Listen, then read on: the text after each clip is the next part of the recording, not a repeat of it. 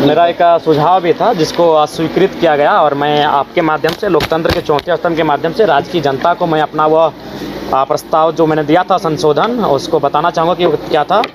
मेरा प्रस्ताव ये था कि अभी वर्तमान में क्या होगा कि जो प्रभारी मंत्री होंगे वह विश्वविद्यालय के प्रति कुलाधिपति होंगे।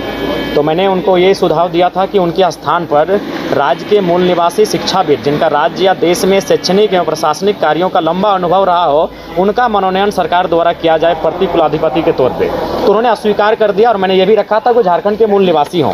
तो देखिए इससे क्या होगा कि अगर शैक्षणिक संस्थानों में अगर मंत्री प्रभार में रहेंगे, प्रभारी मंत्री अगर प्रति कुलाधिपति रहेंगे तो कहीं ना कहीं शिक्षा जगत को भी पॉलिटिक्स में ढाल दिया जाएगा और वहाँ मैंने शिक्षा की बातें कम और पॉलिटिक्स की बातें ज़्यादा होंगी, जो मेरे अकॉर्डिंग उचित नहीं है।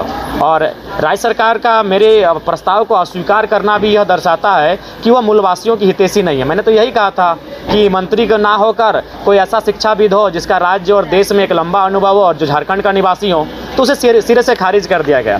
मेरा दूसरा प्रस्तावित संशोधन था आपका झारखंड प्लेटफॉर्म आधारित गिग श्रमिक विधेयक में।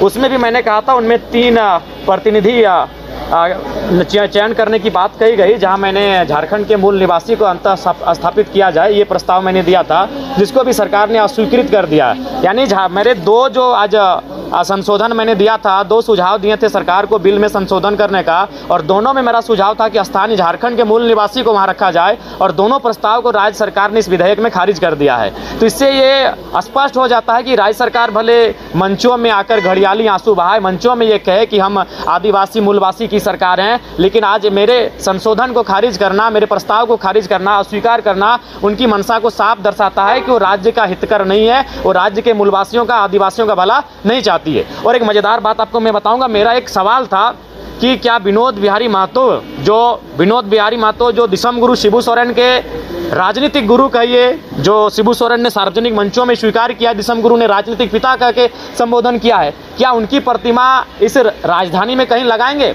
सरकार का जो उत्तर था बड़ा एकदम, मैंने उस उत्तर को सुनकर आप आश्चर्य करेंगे, सरकार का उत्तर था कि कहीं जमीन ही नहीं है।